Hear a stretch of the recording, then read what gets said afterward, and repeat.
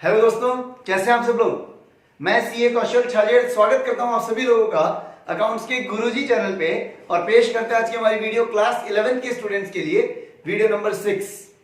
हम लोगों ने जो लास्ट वीडियो देखी थी उसमें हम लोगों ने बहुत सारी टर्म्स डिस्कस करी थी, जिसमें हम लोगों ने परचेज रिटर्न, सेल्स रिटर्न, उसमें हम लोगों ने डेटर्स, क्रेडिटर्स, इन सब के बारे में डिस्कशन किया था। आज हम लोग कुछ और जो बची हुई टर्म्स है उनके बारे में डिस्कशन करने वाले हैं। सबसे पहले जो हम लोग टर्म लेने वाले वो है प्रीपेड एक्सपेंसेस। देखिए, प्रीपेड एक्सपेंसेस मतलब क्या होता है। जैसे सर एक्सपेंस मतलब तो हुआ कि सर हम लोगों को इनकम अर्न करने के लिए जो भी खर्चा करना पड़ रहा है वो हमारा एक्सपेंस कहलाता है। पैसा कमाने के लिए जो भी पैसा खर्च करना पड़ेगा आपको वो एक्सपेंस है आपका। प्रीपेड एक्सपेंस क्या होगा। प्रीपेड एक्सपेंस मतलब अगर आप किसी भी खर्चे का पेमेंट एडवांस में करते हैं, अगर आप किसी भी खर्चे का पेमेंट अगर एडवांस में करते हैं तो वो कहलाता है आपका प्रीपेड एक्सपेंस। ध्यान से सुनना क्या बोल रहा हूं। मान लीजिए सर आपने जो शॉप लगा रखी है वो रेंट पे ली हुई है। आपने जो शॉप रेंट पे ली हुई है, आपने लैंडलॉर्ड को, जो दुकान का मालिक है, आपने उसे रेंट का पेमेंट 2 महीने का एडवांस में कर दिया। आपने दुकान का जो लैंडलॉर्ड है, आपने उसको रेंट का जो पेमेंट है वो 2 महीने का रेंट का पेमेंट आपने एडवांस में कर दिया। तो ये 2 महीने का जो रेंट का पेमेंट आपने एडवांस में किया है ये आपका प्रीपेड रेंट कहलाएगा। क्या कहलाएगा ये? Prepaid rent. अगर आपने किसी भी खर्चे का पेमेंट अगर एडवांस में किया तो वो आपका क्या कहलाएगा? Prepaid rent, prepaid expense. Sir prepaid जितने भी एक्सपेंसेस होते हैं उनका बेनिफिट हमें आने वाले सालों में मिलता है, या यूं कहें कि आने वाले टाइम में मिलता है। जितने भी प्रीपेड एक्सपेंसेस होंगे, आपने सर रेंट का पेमेंट एडवांस में किया, मान लेते हैं कि सर 6 महीने का रेंट एडवांस में पे किया आपने, तो आप 6 मंथ्स तक वो शॉप यूज कर सकते हैं रेंटल बेसिस पे बिना रेंट का पेमेंट किए, क्योंकि आप उसका एडवांस पेमेंट कर चुके हैं आप पहले से ही। तो प्रीपेड एक्सपेंस की बात करें तो प्रीपेड एक्सपेंस में आप पहले पेमेंट करते और आपको उसका बेनिफिट आने वाले टाइम में मिलता रहता है। तो प्रीपेड एक्सपेंस मतलब किसी भी चीज का एडवांस में पेमेंट करना, प्रीपेड। आई बात समझ में? प्रीपेड वर्ड, जैसे अगर आप बात करूं तो आप लोगों के मोबाइल के जो रिचार्जेस होते हैं, मोबाइल कनेक्शन होते हैं, 2 तरह के होते हैं, प्रीपेड, पोस्टपेड। तो प्रीपेड में क्या होता है, पहले आप पैसा जमा कराओ फिर आप यूज करो। वैसे ही प्रीपेड एक्सपेंस है कि सर आप पहले पेमेंट कर दो, बाद में आपको उसका बेनिफिट मिलेगा। आई बात समझ में? देखिए क्या बोला है, any expense which is paid in advance and benefit of which is available in the following year or years. Example, prepaid rent, prepaid insurance, etc. हम सर जब इंश्योरेंस का पेमेंट करते हैं, मान लेते हैं कि सर मैंने इंश्योरेंस का पेमेंट किया, लेट अस सपोज 1 अक्टूबर 2019 के दिन पेमेंट किया। कब किया इंश्योरेंस का पेमेंट?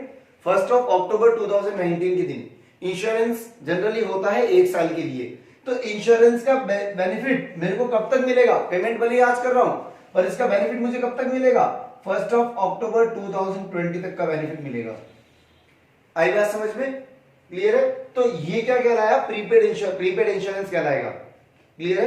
हम लोगों को जो भी बेनिफिट हुआ, हम लोगों ने जो भी पेमेंट किया, अगर उसका बेनिफिट हमें आगे लंबे टाइम तक मिलने वाला है और वो हमारा एक्सपेंस था, हमने उसका एडवांस में पेमेंट किया, तो हम लोगों के लिए वो चीज क्या कहलाएगी? Prepaid expense. सर 1 अक्टूबर के दिन पेमेंट किया, हमारा साल जो जनरली होता है वो ईयर एंड होता है 31 मार्च के दिन। कब होता है ईयर एंड? 31 मार्च। वैसे हमारे 2 तरह के ईयर्स होते हैं, एक तो होता है कैलेंडर ईयर और एक होता है फाइनेंशियल ईयर। हम लोग अकाउंटिंग के अंदर जनरली फाइनेंशियल ईयर फॉलो करते हैं। कैलेंडर ईयर होता है आपका जनवरी से दिसंबर। कैलेंडर ईयर क्या होता है? जनवरी से दिसंबर। और फाइनेंशियल ईयर होता है आपका अप्रैल से मार्च। फाइनेंशियल ईयर क्या होता है? अप्रैल से मार्च। तो सर 1 अक्टूबर 2019 के दिन अगर आपने इंश्योरेंस का पेमेंट किया, आपका साल कब खत्म होगा? 31 मार्च 2020 के दिन। ईयर का बैंड हो रहा है 31 मार्च 2020 के दिन। आप चेक करोगे कि मार्च 20 के दिन आप बोलोगे सर अभी भी 6 महीने का इंश्योरेंस का पेमेंट एडवांस किया हुआ है। तो ये 6 महीने का इंश्योरेंस का पेमेंट आपने एडवांस किया हुआ है, ये हमारे लिए प्रीपेड इंश्योरेंस कहलाएगा। क्या कहलाएगा? Prepaid insurance. सिंपल सरल भाषा में बता दूं, किसी भी चीज का एडवांस में जब आप पेमेंट करते हो किसी भी खर्चे का, तो वो आपके लिए प्रीपेड एक्सपेंस होता है। किसी भी खर्चे का advance payment is insurance, is prepaid expense. आई बात समझ में? Next, outstanding expense. आउटस्टैंडिंग क्या होता है? आउटस्टैंडिंग एक्सपेंस मतलब होता है कि सर अगर आपने किसी भी खर्चे का पेमेंट नहीं किया, किसी भी एक्सपेंस का पेमेंट नहीं किया, आपने एक्सपेंस तो इंकर कर लिया, आपका खर्चा तो हो चुका है, पर अभी भी पेमेंट करना बाकी है, तो वो क्या कहलाएगा, आउटस्टैंडिंग एक्सपेंस। यहाँ पे तो क्या था, एडवांस में किया, और यहाँ पे क्या है, खर्चा हो गया पर पेमेंट ही नहीं हुआ। Expense due but not paid, expense due but not paid. For example sir, आपके शॉप पे इलेक्ट्रिसिटी का बिल आया, आपने पूरे मंथ इलेक्ट्रिसिटी कंज्यूम करी, फिर बिल आया, आपने बिल का अभी तक पेमेंट नहीं किया, तो आपके लिए क्या हो गया, आउटस्टैंडिंग हो गया कि सर उसका पेमेंट करना बाकी है। आई बात समझ में? आपके दुकान पे लड़का काम करता है, उस लड़के की सैलरी आपको देनी थी सर, मान लीजिए 30 अप्रैल तक, आपने 2 दिन निकल गए, 4 दिन निकल गए, 5 दिन निकल गए, अभी तक भी सैलरी का पेमेंट नहीं किया।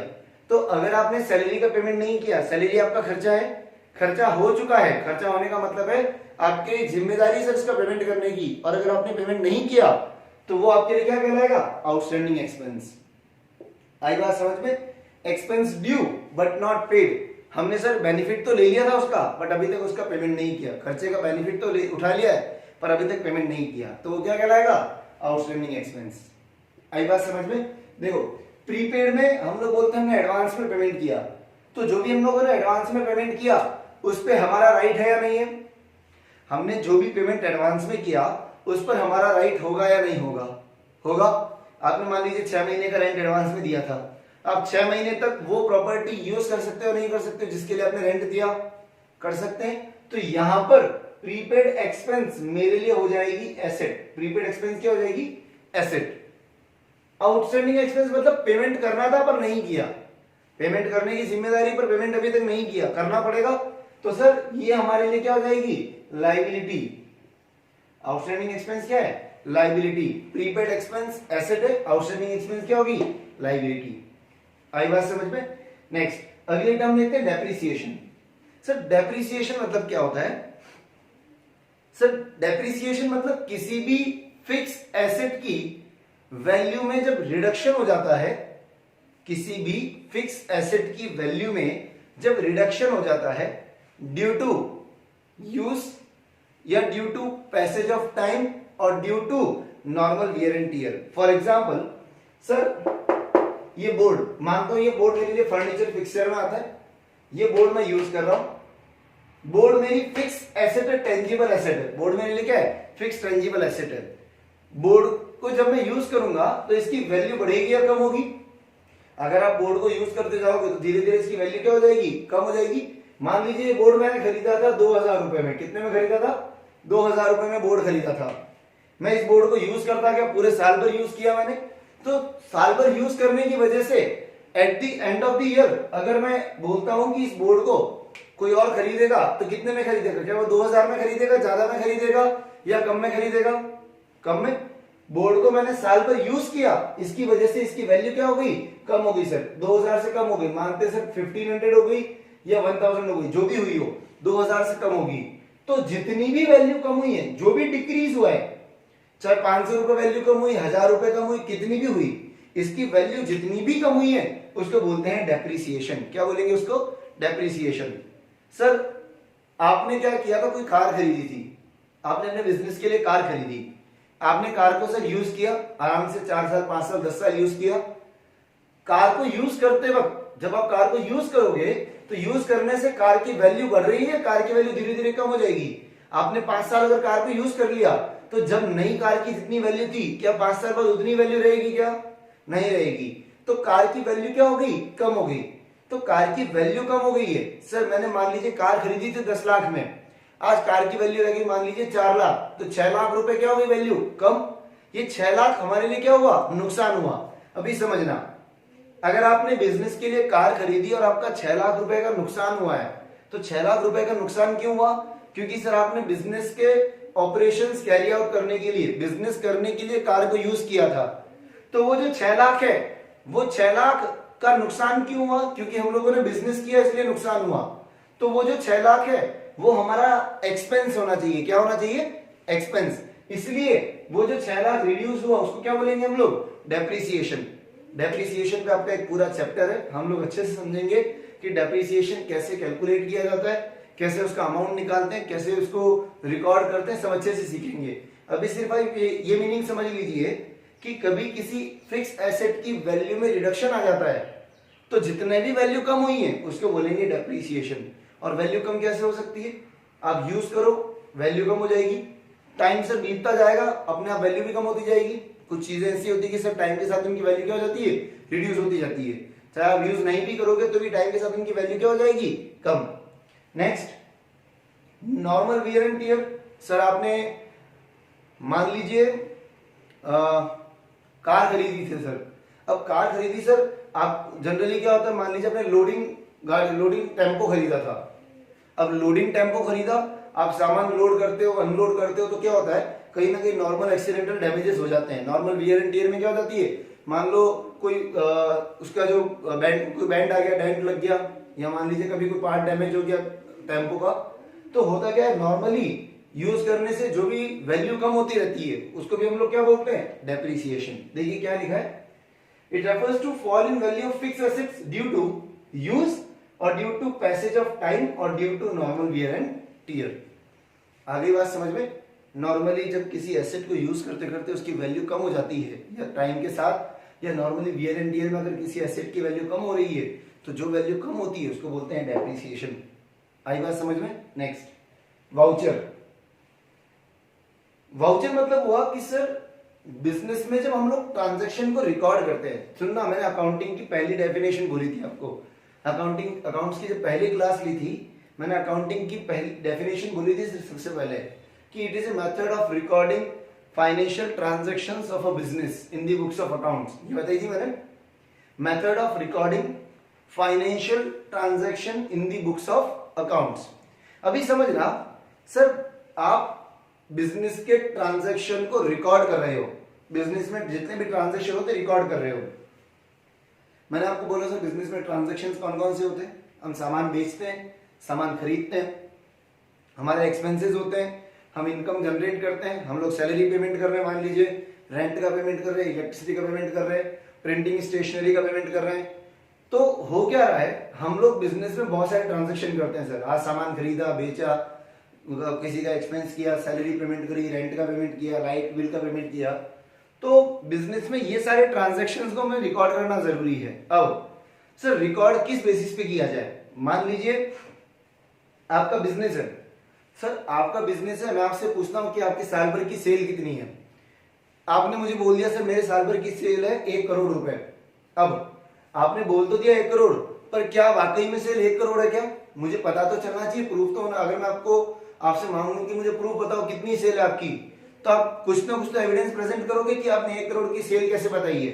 तो होता क्या है, बिजनेस में हम लोग जब भी ट्रांजैक्शन रिकॉर्ड करते हैं तो हमें कुछ ना कुछ एविडेंसेस चाहिए कि सर ये ट्रांजैक्शन हुआ है। तो एविडेंसेस जो भी होते हैं उनको क्या बोलते हैं? वाउचर। बिना किसी एविडेंस के बिजनेस में ट्रांजैक्शन रिकॉर्ड नहीं हो सकता। एक छोटा सा एग्जांपल देता हूं। मान लीजिए आपके फादर ने आपको बोला कि बेटा 10,000 रुपए ले, कुछ सामान लाने के लिए भेजा और आप सामान लेने गए। कुछ 7,000 रुपीज का सामान आया, 10,000 में से 7,000 का सामान आया, 7,000 का सामान आया, 3,000 रुपए घर पे आप लेके वापस आ गए, सामान लेके आ गए। पर आप दुकानदार से बिल लेना भूल गए। आपने जिस दुकान से सामान खरीदा था, आप शॉपकीपर से बिल लेना भूल गए। आपके पापा ने आपको बोला कि बेटा सामान कितने का आया? आपने बोला 7,000 का। आपके पापा बोले कि क्या प्रूफ है, मुझे बिल दिखा। आप बोलोगे सर बिल, पापा बिल तो नहीं, मैं लेना भूल गया।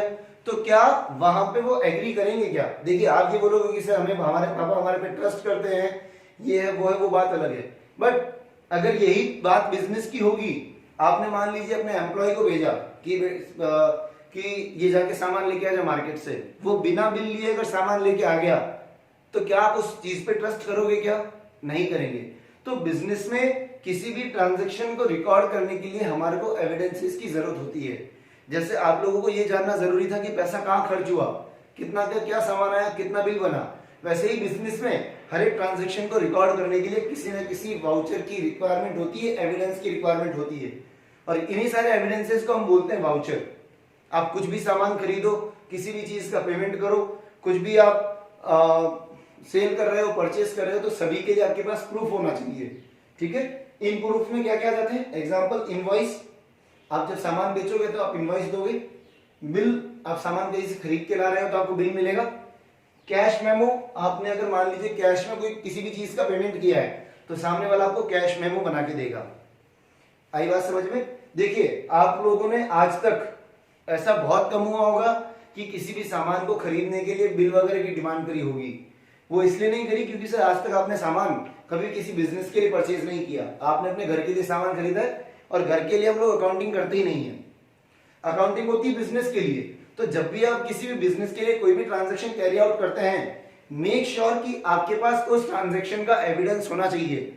आप किसी भी चीज का पेमेंट करने जा रहे हो, आपके पास बिल होना चाहिए। आप किसी भी चीज को कैश में परचेज कर रहे हो, कैश मेमो होना चाहिए। कोई आप सेल कर रहे हो तो सेल का बिल होना चाहिए, परचेज कर रहे हो परचेज बिल होना चाहिए। आई बात समझ में? एक बार ये सारी चीजें फटाफट से नोट डाउन कर लीजिए। एक बार जितनी भी चीजें बताई मैंने फटाफट बोर्ड पे लिखी हुई है, ये फटाफट पॉज करके नोट डाउन करिए, आगे बात करते हैं अपन फास्ट।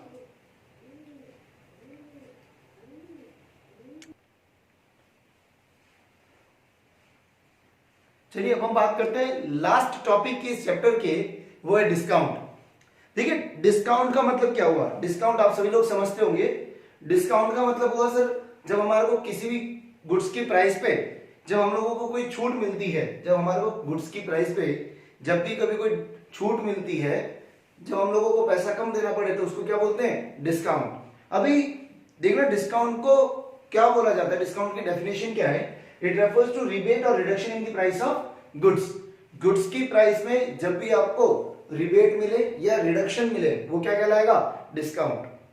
देखिए डिस्काउंट को दो पार्ट में कैटेगराइज किया जा सकता है, एक है ट्रेड डिस्काउंट और एक है कैश डिस्काउंट। पहले ध्यान रखिएगा ये टॉपिक बहुत इंपॉर्टेंट है डिस्काउंट वाला। दो पार्ट में डिवाइड किया जाता है डिस्काउंट को, ट्रेड डिस्काउंट और कैश डिस्काउंट। ट्रेड डिस्काउंट क्या होता है? सर जब भी हम लोग गुड्स को बल्क क्वांटिटी में परचेज करते हैं तो जो डिस्काउंट मिलता है वो कहलाता है ट्रेड डिस्काउंट।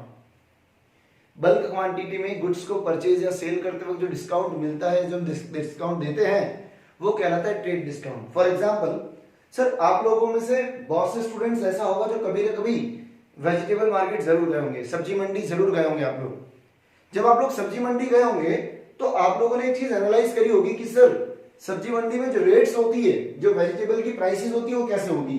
अगर आप लोग हाफ केजी मान लीजिए टोमेटोज की प्राइस पूछते हैं तो हाफ केजी टोमेटोज की प्राइस मान लीजिए बोली गई 20, आप बोलेंगे 1 केजी टोमेटो चाहिए, वैसे होनी 40 चाहिए, पर हो सकता है सामने वाला आपको बोले सर 35 लगेगी।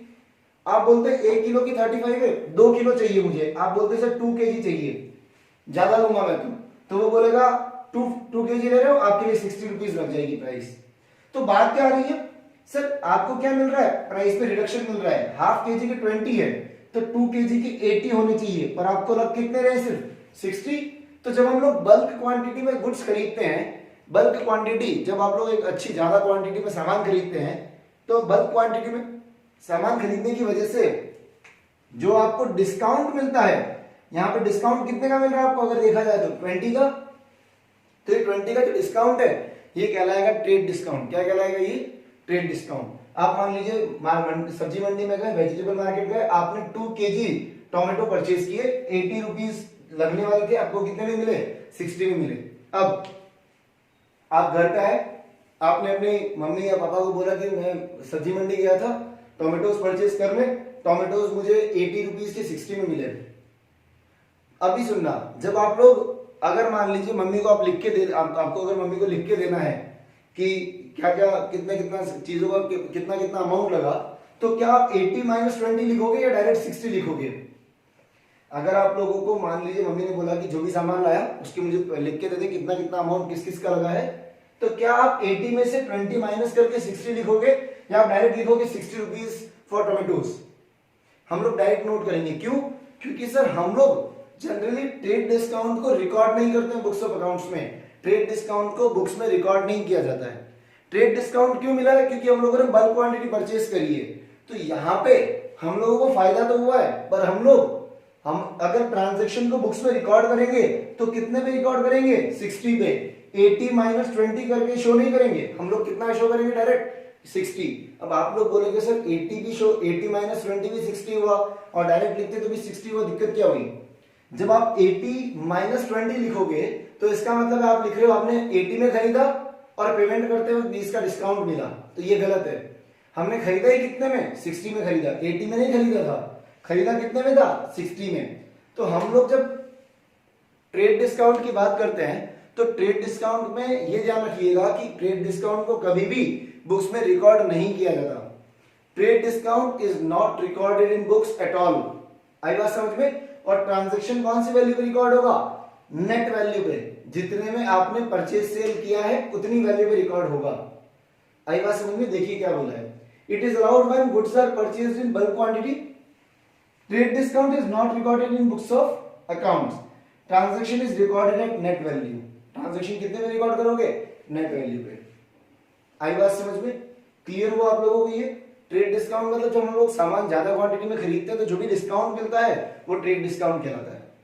आई बात समझ में। अब एक और दूसरा ट्रांजैक्शन बताता हूं। अब बात करते हैं कैश डिस्काउंट की, उसमें आपको दूसरा ट्रांजैक्शन लेके समझाते हैं। कैश डिस्काउंट क्या होगा, मान लीजिए आप मार्केट गए थे कोई किराने का सामान लेने के लिए, कोई जनरल स्टोर, या मान लीजिए कोई आप किराना सामान लेने के लिए, राशन का सामान लेने के लिए मार्केट गए थे। आपके नॉन रिलेटिव्स की या मिलने वालों की कोई शॉप है, वहां से आप किराने के सामान परचेज करके लाए। आपके पास पैसे अवेलेबल नहीं थे, कैश अवेलेबल नहीं था। आप लोगों ने उनको कहा कि सर मेरे पास अभी पैसे नहीं है, मैं आपको वापस थोड़ी देर में आके देता हूँ, या मैं आपको कल आके दे दूंगा। तो हुआ क्या, आपने वहां से सामान खरीदा, मान लीजिए 5000 रुपीज का। कितने का सामान खरीदा, 5000 का। उन्होंने आपको बिल बना के दिया कि 5000 रुपए का सामान है, ठीक है। आप घर पे आए, आपने मम्मी को बोला मम्मी 5000 रुपए का सामान लाया था, ये 5000 रुपए पेमेंट करना बाकी है, ठीक है। नेक्स्ट डे जब मम्मी पेमेंट करने के लिए गई, या आप पेमेंट करने के लिए गए, तो आपने बोला कि शॉपकीपर जो भी थे, आपने उनको बोला कि अंकल मुझे थोड़ा सा डिस्काउंट चाहिए, 5000 रुपए, अंकल कुछ तो डिस्काउंट दीजिए। तो होगा क्या, उन्होंने आपको मान लीजिए डिस्काउंट दिया 200 रुपीज का। कितने का डिस्काउंट दिया, 200 रुपीज का। आप उनको पेमेंट कितना करोगे, 4800। आप उनको पेमेंट कितना करोगे, 4800। अभी यहां सुनना, अकाउंट्स के अंदर हम लोग एक चीज बोलते हैं कि जितने भी ट्रांजैक्शन हम लोग बुक्स में रिकॉर्ड करते हैं उन्हें रिकॉर्ड किया जाता है इन ए क्रोनोलॉजिकल ऑर्डर। कौन से ऑर्डर में, इन अ क्रोनोलॉजिकल ऑर्डर।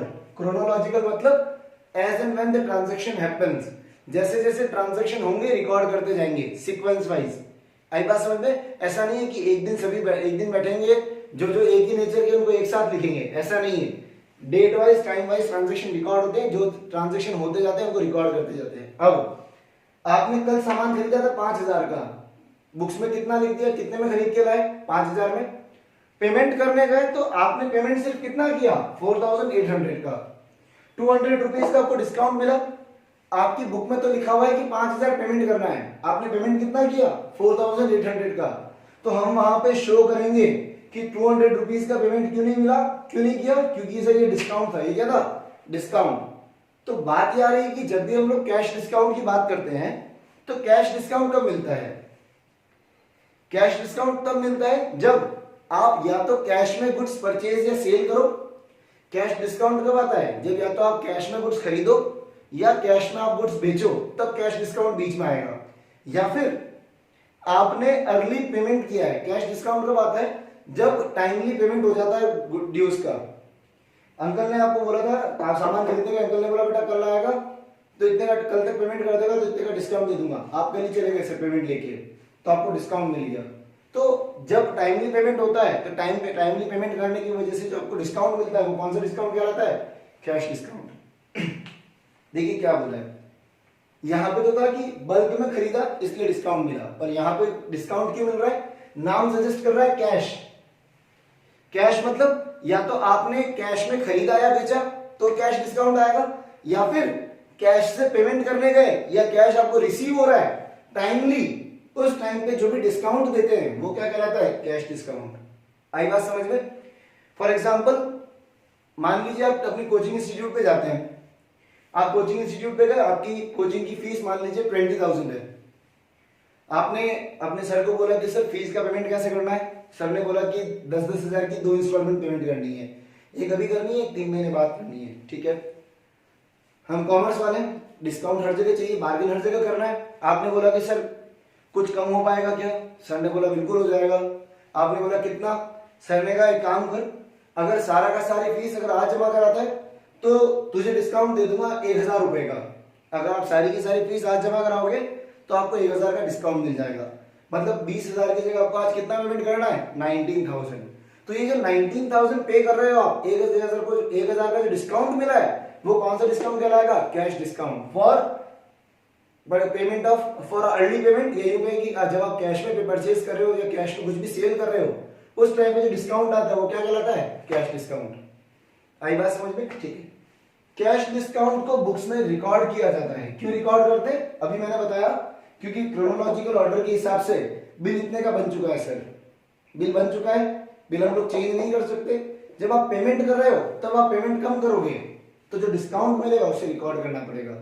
तो बोला है कि sir cash discount is recorded in books of accounts and transaction is recorded eight gross value. Transaction कितने पे रिकॉर्ड होगा, ग्रॉस वैल्यू पे। पहले ट्रांजैक्शन को किस पे रिकॉर्ड किया होगा हमने, 5,000 पे। पेमेंट किया 4,800, तो डिस्काउंट कितना शो होगा अपने आप, 200 रुपीज। आई बात समझ में। ट्रेड डिस्काउंट रिकॉर्ड नहीं होता है, ये कैश डिस्काउंट रिकॉर्ड होता है। यहां पर हम लोग नेट वैल्यू पे रिकॉर्ड करते हैं और यहां पे ट्रांजैक्शन कौन सी वैल्यू पे आता है, ग्रॉस वैल्यू पे। आई बात समझ में। नेक्स्ट अब बात आ रही है कि सर कैश डिस्काउंट जो सेलर होता है, जो सामान बेच रहा है, उसके लिए कैश डिस्काउंट एक नुकसान है, यही होगा उसके लिए खर्चा है। क्यों, क्योंकि सर उसको पेमेंट कम मिलेगा और जिसने जो बायर जो परचेज करके ले गया था उसके लिए इनकम है। क्यों, क्योंकि इसको कम पेमेंट करना पड़ेगा। तो cash discount is an expense for seller and income for buyer. आई बात समझ में। एक बार फटाफट ये पॉज करके नोट डाउन करो सारी की सारी चीज, आगे बात करते हैं हम फास्ट।